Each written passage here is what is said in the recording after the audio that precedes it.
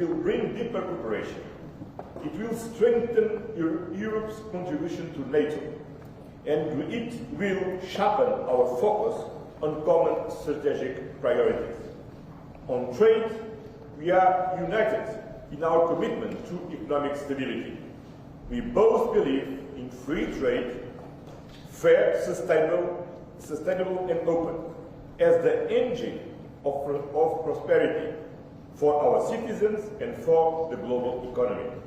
On migration, we will work together to reduce irregular flows and to strengthen cooperation with countries of origin and transit. And finally, today, we also address the situation in the Middle East. In particular, we address the tragic humanitarian crisis in Gaza, a tragedy where international law is being systematically violated and an entire population is subjected to disproportionate military force. There must be safe, swift, and unimpeded access to humanitarian aid. The remaining hostage must be unconditionally released, and the permanent ceasefire must be reached now. Our discussion reaffirmed our shared conviction that lasting peace and security in the Middle East can only be achieved through the implementation of the two-state solution. Prime Minister Keir, your leadership has been instrumental in turning ambition into action. Today's agreements are a testament to your determination and to the new tone you have brought to our relationship. The United Kingdom and the European Union are stronger when we stand together for prosperity, for security, and for peace in Europe and beyond. This is the message that underpins our renewed cooperation. This is the direction we are taking together after this successful summit, which will be just the first of many, because, as we have agreed today, from now on, the European Union and the United Kingdom will meet every year. So, see you last week in Brussels. Thank you very much. Thank you very much. Yes, thank you very much, Antonio. Thank you for the words. But my dear Keir, this is a historic moment because it is the first ever EU-UK summit, and it is a success. And this is also thanks to your leadership, and I really want to thank you for the leadership, because it's not only about the summit, a day where we are here now in London, but it's all these weeks and months of preparation and hard work to get to the excellent result that we have. We're turning a page. We're opening a new chapter in our unique relationship. This is the story of historical and natural partners standing side by side on the global stage, facing most of the same challenges, pursuing the same objectives, like-minded, sharing the same values, and thus we are looking for solutions that are beneficial for both our people and standing shoulder by shoulder when it comes to really getting to the solutions. I want to have a look at the common understanding, which is basically the roadmap that we have agreed on to follow now after this summit. First, we have concluded our security and defense partnership. This will boost our cooperation in security and defense initiatives. There are lots of topics covered. For example, on the defense industry, but also military mobility, peace building, crisis management, or the countering of hybrid threats, just to name a few. And this is the first step towards UK participation in Europe's defense investment program. We call it SAFE. It's 150 billion euros of loans for joint procurement, and this security and defense partnership opens the door towards the joint procurement. We need another second step, but this joint procurement we've discussed will increase our readiness, will close military gaps that we have, and will increase, that's of most importance, our interoperability when our armed forces are going on missions together. It will create new opportunities, of course, for our defense industries, and, as I said, open the opportunity for stronger, more coordinated support also for Ukraine. That's important either through joint procurement of military capabilities that then are brought to Ukraine, or for direct investment in Ukraine's defense industry. This is against the backdrop that we stand united behind Ukraine's fight for survival, and that we're strongly committed to a full and unconditional ceasefire leading to a just and lasting peace in Ukraine. My second point is that I want to speak about what lies at the heart of our partnership, and that's the people. Millions of families and friendships are on both sides of the channel. I am thinking back of my times as a student here in London, and from that experience I know the first place abroad you go when you're a young person, it's an impression for life. You fall in love with the city and the country, and for the rest of your life you are the best ambassador for this country. Therefore, I'm so glad that we have agreed that we will have Erasmus Plus for young people, and that we will work towards a youth experience scheme, just about this experience. This will allow the next generation to once again live and study in each other's countries, and this will build friendships that will last a lifetime. Turning to what connects us further, that is the topic energy and joint climate goals. Today, we have decided to explore the UK participation in the EU's electricity market. It's good for the stability of energy flows. It is good for our common energy security, because we know that a bigger market will also be good for lowering energy prices, and it will attract more private investment because of the regulatory stability and predictability that is there, to tap into the vast potential that the North Sea offers, specifically for renewable, cheap, and homegrown energy. In addition, we're both committed to leading by example on the path to net zero, and that's why we've also agreed to work towards linking our emission trading system. A larger integrated system is a big step forward in decarbonization and creates a level playing field. Today, we also decided to facilitate trade flows of agri-food products between us, and to work towards a common sanitary and phytosanitary area. That means more certainty, more stability for farmers and food producers and fishermen and fisherwomen on both sides of the channel, safer food with greater trust from consumers, and together with the Wings of Framework, this will also bring additional benefits for Northern Ireland.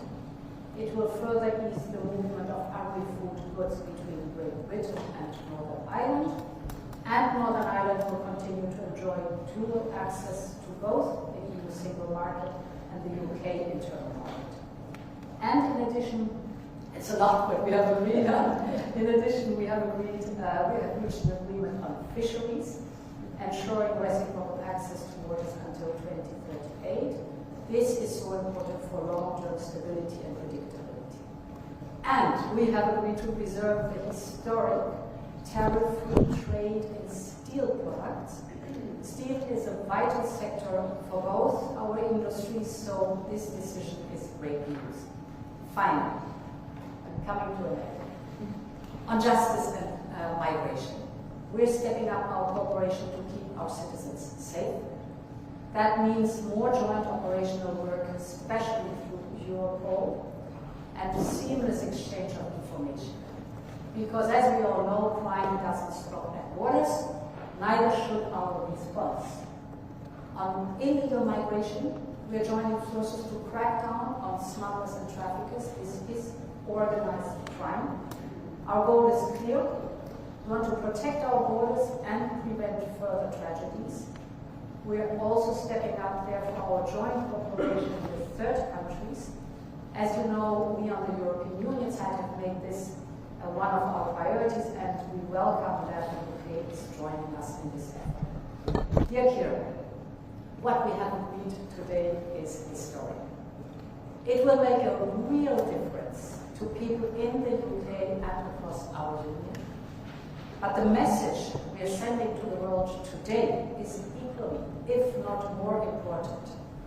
It is a message that at a time of global instability, and when our continent faces the greatest threat it has for generations, we in Europe stick together. A strong EU-UK relationship is of fundamental importance for that, for our security, for our prosperity, for our shared destiny on this continent. And this is what it's all about today. So I want to thank you for hosting us. It was a great summit, and thank you very much for your attention. Well, thank you, Ursula. Thank you, Antonio, for your words, and thank you for your leadership on this as well. Ladies and gentlemen, Britain is back on the world stage, working with our partners, doing deals that will grow our economy, and putting more money in the pockets of working people. In the last 2 weeks alone, we've delivered trade deals with India and the US. And that means jobs saved, jobs created, more growth. And a huge vote of confidence in this country. It shows that as global instability is rising, the decisions that we've taken to stabilise the economy and lead the way internationally have made Britain a place where people want to do business once again. And from that position of strength, today we have struck this landmark deal with the EU, a new partnership between an independent Britain and our allies in Europe. This is the first UK-EU summit. It marks a new era in our relationship. And this deal is a win-win. It delivers what the British public voted for last year. It gives us unprecedented access to the EU market, the best of any country outside of the EU or EFTA, all while sticking to the red lines in our manifesto about not rejoining the single market, the customs union, and no return to freedom of movement. So this deal is good for both sides. And let me set out why it is good for Britain. We've struck an SPS deal to make food and agricultural trade with the EU cheaper and easier. And that is slashing red tape and bureaucracy. And that means lower food prices at checkout, more choice in our supermarkets, and of course more money in people's pockets. It will boost British exporters because once again, after a long absence, we'll be able to sell Great British burgers, shellfish, and other products into the EU. We've also struck a new defence and security partnership to strengthen our cooperation and strengthen our security, which is vital in this dangerous new era. And it will open the door to working with the EU's new defence fund, providing new opportunities for our defence industry, supporting British jobs and livelihoods.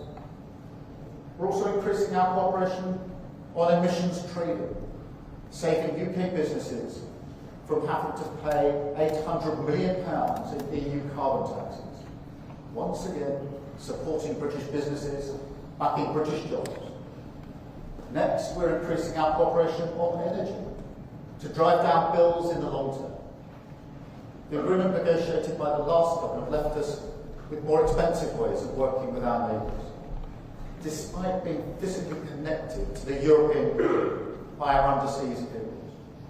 Today's deal will see us work to bring these systems together, benefiting bill payers and boosting our renewable industry in the North Sea. Today's deal is also good for British steel, protecting our steel exports from new EU tariffs, saving the industry £25 million every year.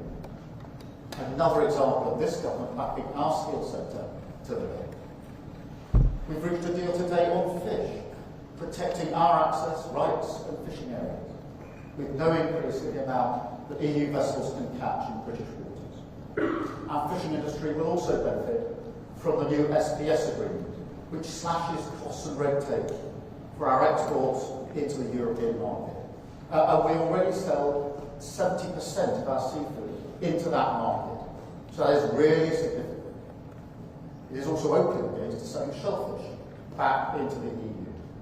And I can also announce today that we're investing £360 million into our fishing industry to help them take advantage of this deal. We've acted today to strengthen our borders. The previous deal left a huge gap in our ability to work together to tackle illegal migration. So this deal closes that gap, so we can work across migration routes to end the migration crisis and smash the criminal gangs. We're boosting our cooperation on law enforcement, combating terrorism and serious organised crime, with better sharing of intelligence and data, including facial imaging, for the first time. Today's deal will also help British holidaymakers, as we're confirming that they will be able to use e-gates when they travel to Europe, ending those huge queues at passport control. And I call on all the EU members to help make this a reality without delay. Finally, we've agreed today to cooperate on a youth experience scheme to allow our young people to travel and work freely in Europe. I'm clear this will come with all the appropriate time limits, caps and visa requirements. So it's a long list. It shows just how much we've achieved here today. Real benefits for the British people. Because it's time to look forward.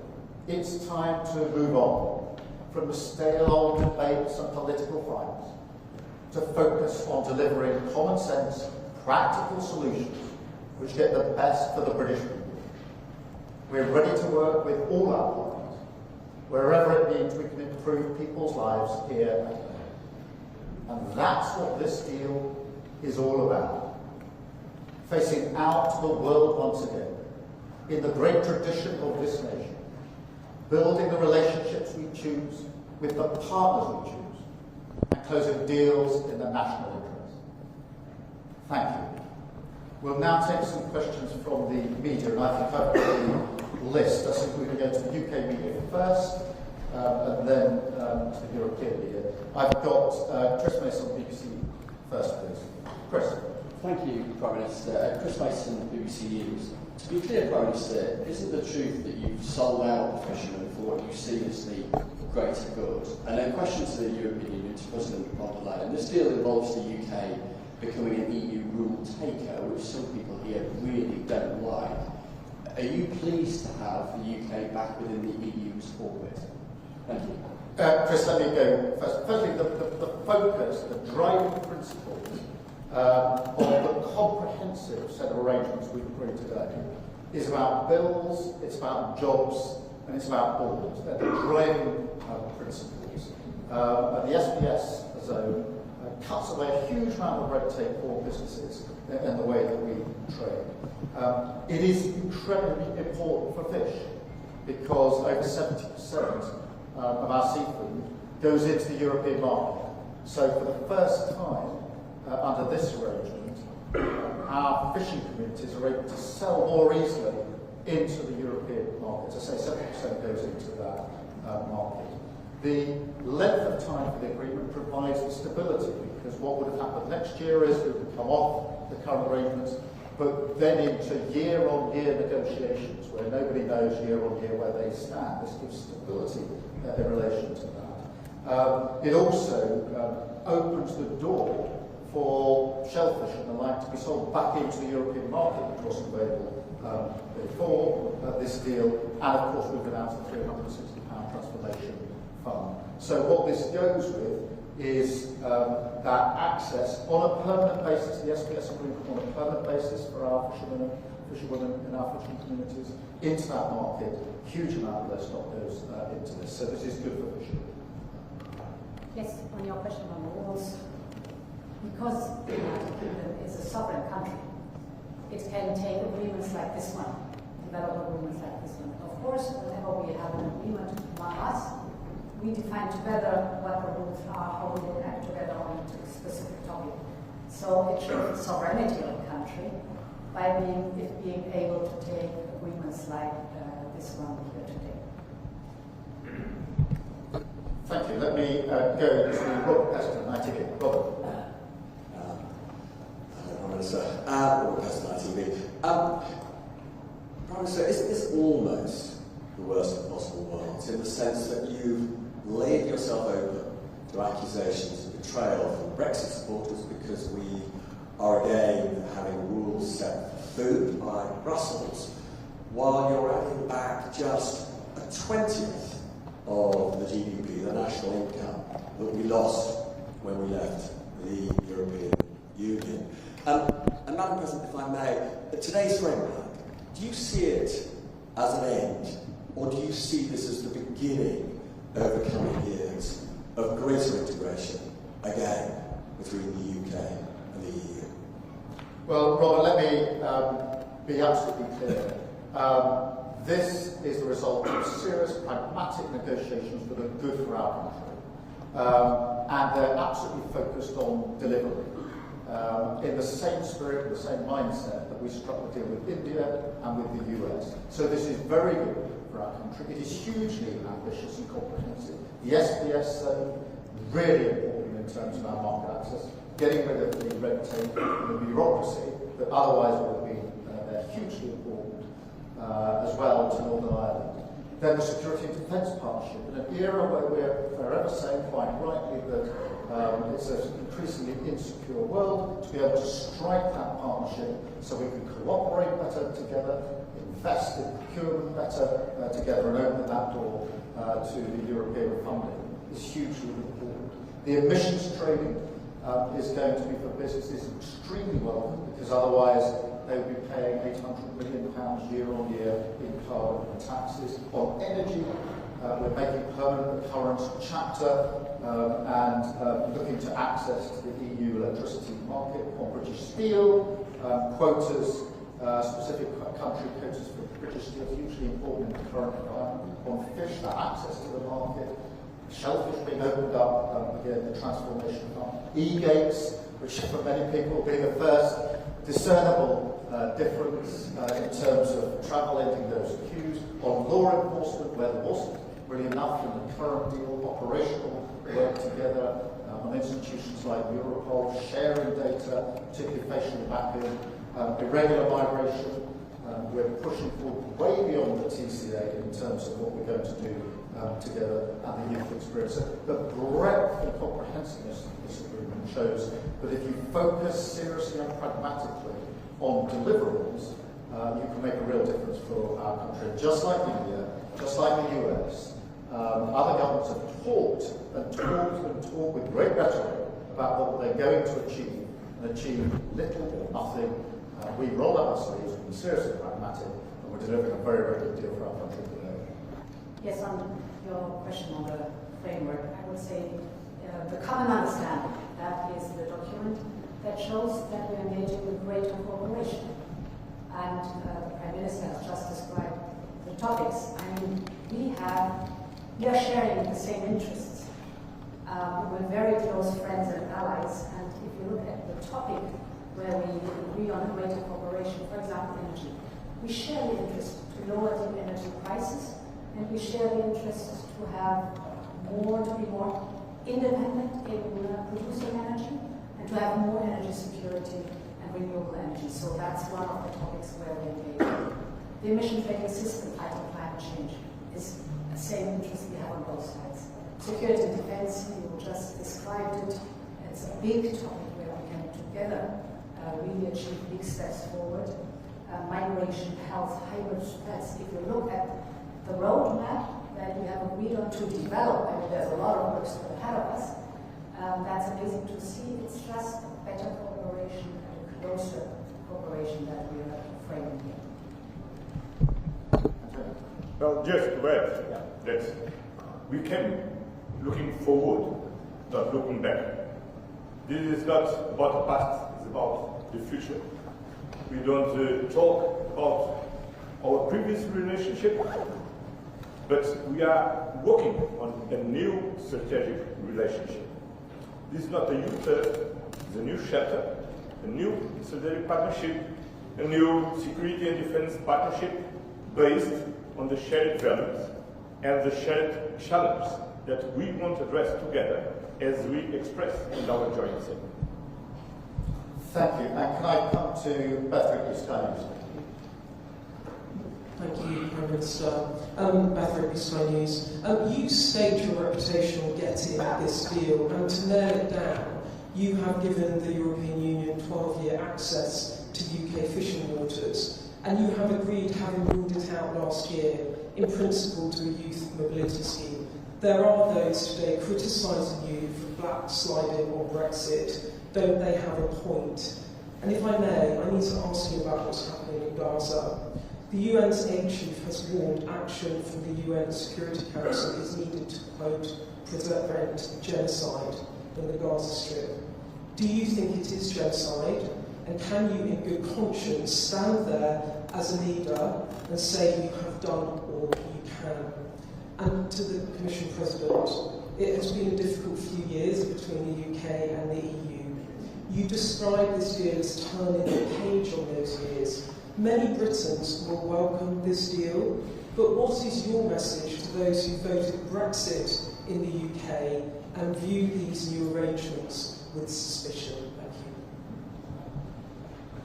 you. Beth, this is a comprehensive agreement. It is balanced, reciprocal, and has huge benefits for the United Kingdom, based on our three principles, which is driving down bills, driving out jobs, and absolutely having control of our borders. And it delivers on all of those really important things.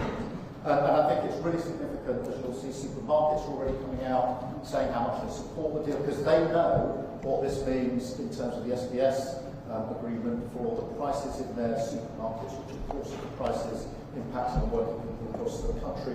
I think Sam and Scotland have come out already saying one of the huge exports from Scotland, how important it is from there. So I listen to the voices of those that are trading, the businesses across the country who are saying this is a good step forward, over the voice of those from either side who predicted what they would achieve and achieved very little. And most of the people complaining about the deal were people who were saying before one single word of what it said that they were against it. So I look at how does this impact on working people? What are those supermarkets saying? What are those businesses saying? Because they're all welcoming it, and they're welcoming it for a reason. That's because it's a very, very good step in the right direction, a really important development. Let me separately address the question of Gaza, because it's a really serious, unacceptable, intolerable situation. And that's why we are working intensely to coordinate with other leaders how we respond to this, because it is intolerable, it is unacceptable, and we will continue to work in that way. Thank you very much. Beth. Yes. So we are sovereign neighbors. We're friends, we're allies. And this is a new beginning for old friends. In this spirit, we have designed the roadmap that we are working on together. And I think it shows, the content shows that we are working towards a friendly cooperation that is of benefit for both sides of the channel. On Gaza, the humanitarian situation in Gaza is unacceptable. For 2 months now, no humanitarian supplies have entered Gaza. Aid must reach civilians in need immediately, and the blockade of Gaza needs to be lifted now, because humanitarian aid must never be politicized. And we are calling for a resumption of the ceasefire and the immediate release of the hostages, so that a permanent end of hostilities can be finally achieved. We are convinced that the only solution is a two-state solution. This means, among others, also a functioning Palestinian Authority. We are strongly supporting and financing the Palestinian Authority, and we as a Commission will propose a multi-annual package of 1.6 billion euros for the years 25, 26, 27 to support the Palestinian Authority. just to add about Gaza. As the Prime Minister said, as also said, is unacceptable. Israel must stop now immediately.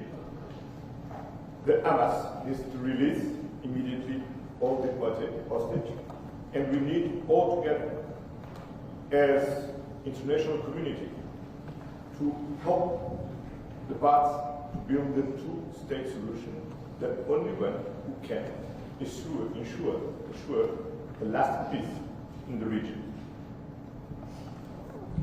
Thank you very much. And Chris Hope from GB News, please. Thank you, Prime Minister from GB News. As you know, Mr. Keir Starmer, critics say your deal turns into rule takers, not rule makers on standards. The Scottish Fishermen Association, the Federation, say your deal is a horror show, far worse than Boris Johnson's botched Brexit agreement. Are they right? Have you been stitched up like a kipper by the European Union? Ms von der Leyen, the Tories will say today they will reverse everything you agreed today. What's your message to them? And Mr Costa, what are your plans for your future summits? Do you want to see the UK and re-enter the single market and the customs union in your lifetime? Chris, let me again repeat the driving principles behind this deal, which is really important, which is the question, does it bring down bills?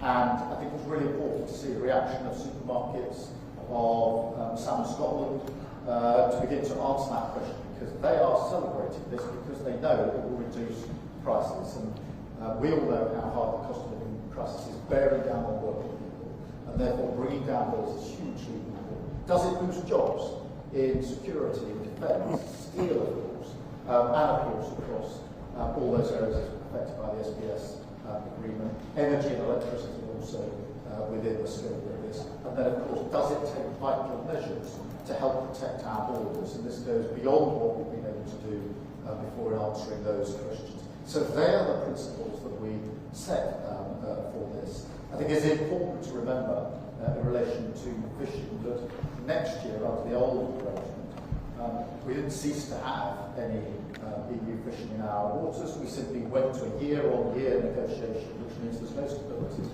for anybody.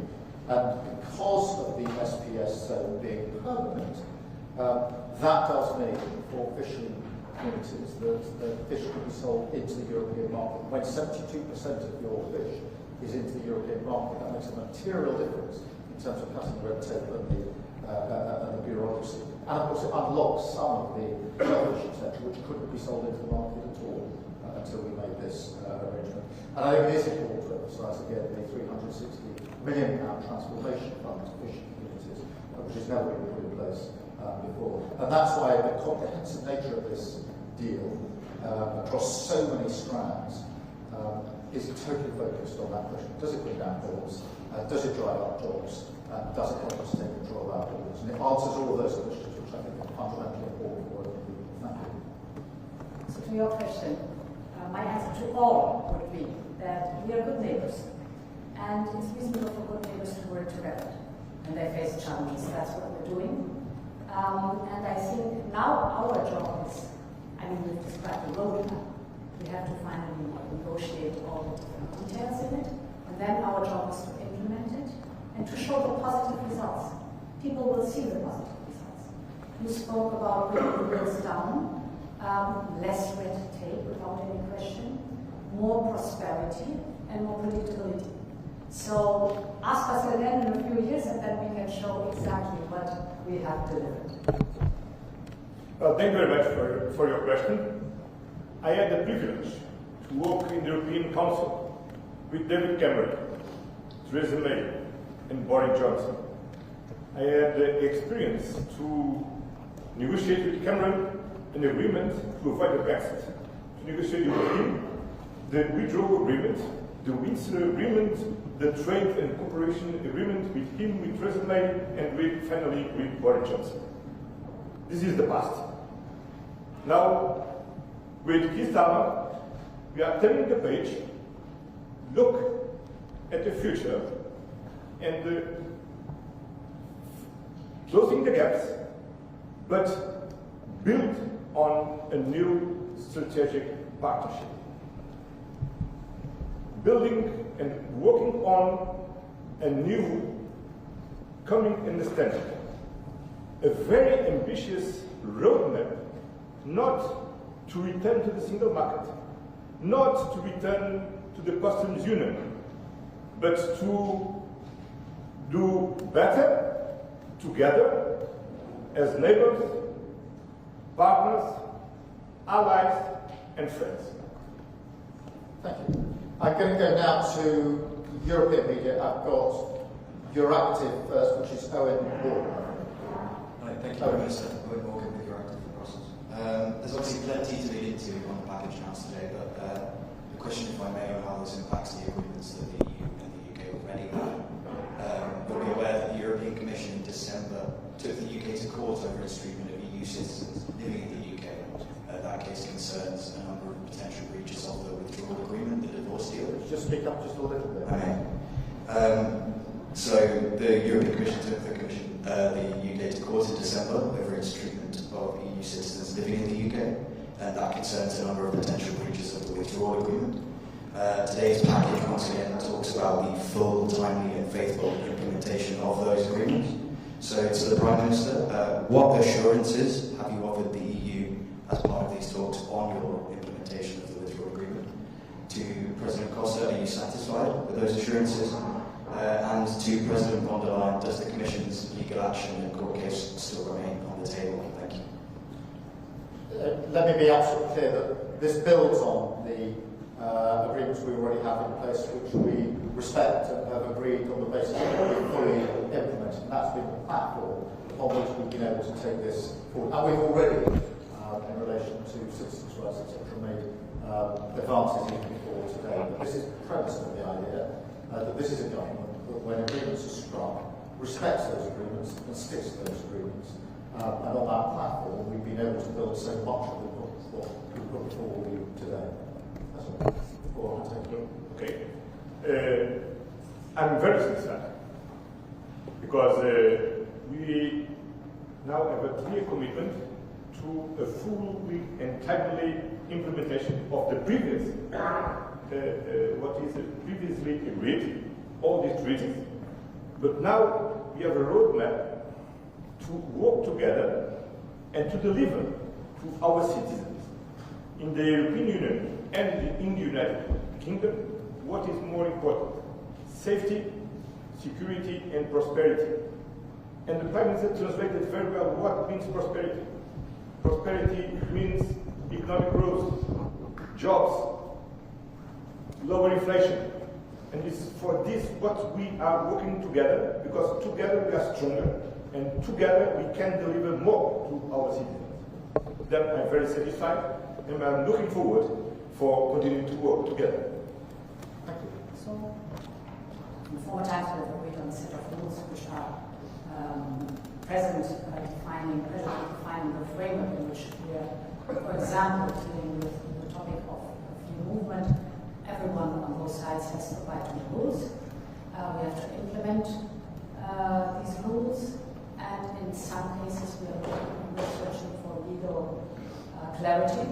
This is a normal process that goes on, not only on the topic of free movement, but on every topic where you have to implement rules that the state of play. Thank you very much. I've got Mr. Valero from Bloomberg. Good afternoon, Juan Valero with Bloomberg. First, for your Prime Minister, a couple of details on the agreement reached. What is the number of young people coming from the EU that you would consider acceptable to benefit from the new mobility scheme? Whether the EU students will pay the same fees as the UK students here? Secondly, for the EU side, whether you will wait to conclude the more detailed agreement for the UK firms to benefit from SAFE until you have an agreement reached on youth mobility and Erasmus. And very quickly, finally, President Costa, since you were referring to past agreements and your satisfaction, whether you are satisfied with the fact that there is no reference to Gibraltar, which is an important issue for your Iberian neighbours. Thank you. Let me just, on the youth experience scheme, obviously this gives an opportunity for young people in the UK to work, travel, volunteer, au pair, you name it, in Europe. and the same the other way. It doesn't deal with university fees, just to deal with a particular question that you raised, so there's no change there. It is that experience, it is time limited, numbers to be agreed, so it's not an uncapped scheme, it will be a visa scheme. So everything will now be done through mutual agreement as we go forward, but they're the principles behind the experience, which has great opportunities for UK young people, and also great opportunities for member states young people as well. So two parts of your question, the second part first, because the Prime Minister just spoke about the youth experience and Erasmus Plus. We very clearly said that we work towards both.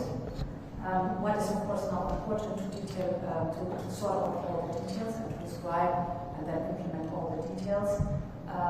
That is now the process that is starting, but the political will is very clearly stated in the paper. We want to work towards Erasmus Plus and the youth experience scheme, which is good news for the young people. Your second question was on SAFE for the UK. Indeed, it's a two-step approach towards SAFE. The first precondition is the security and defence partnership. That has been concluded today.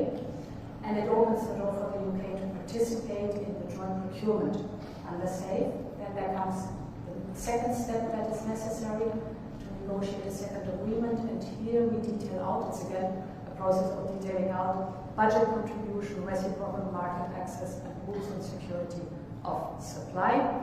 And this will give, that's important, in the end, the UK industrial participation. This is the goal that we have to have. On Gibraltar, the Commission and the United Kingdom government are talking, negotiating. Harasekovic, David Levin is making a very good job. It's an ongoing job, work, and my feeling is we are not very close to conclude this work. No, very? Not very far. Ah, no, very far, sorry.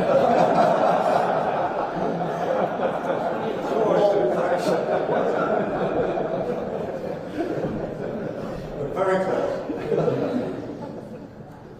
Great. I've got ANP Lauren. Lauren. Hello, Lauren Heermans from Dutch news agency ANP. This whole summit was about starting over and jump-starting a long-lasting relationship between the EU and UK. However, on fisheries, another temporary agreement has been made for a number of years that sort of seems arbitrary, 12 years. How is that signaling a robust and lasting relationship? Why not a permanent solution? And is a permanent solution still on the table for the upcoming talks, maybe next year? In relation to fish, I think it's important we've got the certainty in there and won't rehearse again what that means for UK fishing communities, the access to market, particularly on the SPS, etc. But I think there's something bigger here which is important, because what we've achieved today is about looking forwards, not backwards. It's about not reopening all the old wounds. It's about turning a page, starting a new era, closer cooperation across a whole range of issues, and the mindset, the mood, the framing, the intent and ambition is every bit as important as the detail on the page and the very many aspects of this arrangement today, because we jointly agreed at the beginning of this process that we wanted to look forwards, not backwards. And it's because of that we've been able to make such significant progress today. And it is from that we build forward, going forward. And in an era where not many people challenge the proposition that defence and security is more uncertain than it's been for a long time, and we're entering a new era. In an era when not many people challenge the proposition that trade of the economy is entering a new era because of what's been happening in recent months. The significance of the EU and the UK coming together in this way over such a range of issues is not to be underestimated, and that's why it's genuinely a new chapter for our country, a new chapter for our relationships, and that's why I think it's such an important set of arrangements that we come to today. Thank you. I think the most important part is that this agreement brings stability and predictability for fishermen and fisherwomen on both sides of the channel. You emphasized how important that is in these days, and indeed, until 2038, that's 12 years, that is a lot of predictability, stability, to really also do the necessary investments, and it's finding good solutions. We've been working on for a long time, but prolonging now the time where we can live with these good solutions. Great. Just on this predictability and stability point, it's really important in the current environment about predictability and stability because when there are uncertain times and instability, having that bedrock is hugely, hugely important. And that's why it's important to emphasise the permanent nature of the agreements we've reached on SPS, on defence and security, etc. These are not time limited. These are permanent arrangements, deliberately so that we can be clear about the long-term future of this relationship. And then I've got table media, I think it is Stephen Israel. Stephen. Yes, hello, Stephen Israel for Europe Table. I have a question. I mean, we hear a lot of announcements. I have a question on the timelines. When actually will these different agreements enter into force, or when citizens will feel the effects, for example, of the SPS agreement, of the e-gates, and then maybe for President von der Leyen on the safe regulation, how long do we think will it take to come to this agreement to connect the UK directly to these common projects, and how much the UK will have to contribute, I mean, financially? Can you give a figure to us? And for President Costa, you mentioned Ukraine. If I'm not wrong, I think at this moment, or maybe in an hour, President Trump will call President Putin. What is your expectation, and what if he cannot convince Putin to agree to this unconditional ceasefire? Would the EU go ahead with more sanctions, and what kind of sanctions? Thank you.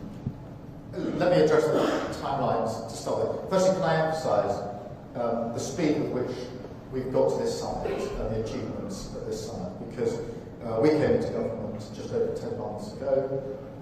We started in earnest in the autumn of last year in terms of what we wanted to achieve from this summit, and therefore in 6 months or so we're able to agree across this broad range, comprehensive range of issues, and that is real progress at pace.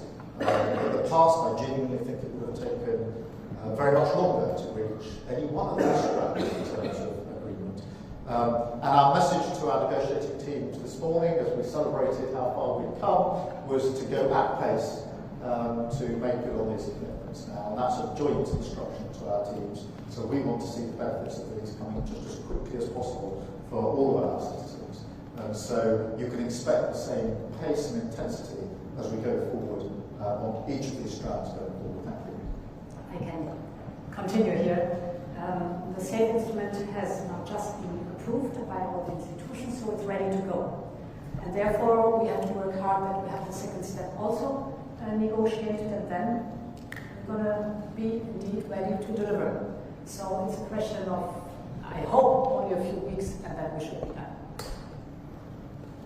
Achieve just and lasting peace in Ukraine is a main priority for the European security. And for this is essential unconditional and immediate ceasefire from Russia. I wish all the best for this call between President Trump and President Putin. We have been very supportive of all President Trump's efforts to stop this war. With the strong leadership of Prime Minister Keir Starmer, built a coalition of the willing to ensure that a positive outcome of this effort from President Trump ensure effectively a lasting peace in Ukraine and enough security measures. Then we are waiting with anxiety for the outcome of this talk, and I wish all the best for this talk, because from this talk depends a lot of the future of Ukraine and the people of Ukraine. Thank you. Antonio, thank you. Ursula, thank you. Audrey, thank you. And stay close, not far. Sorry, David. Sorry, Marcus.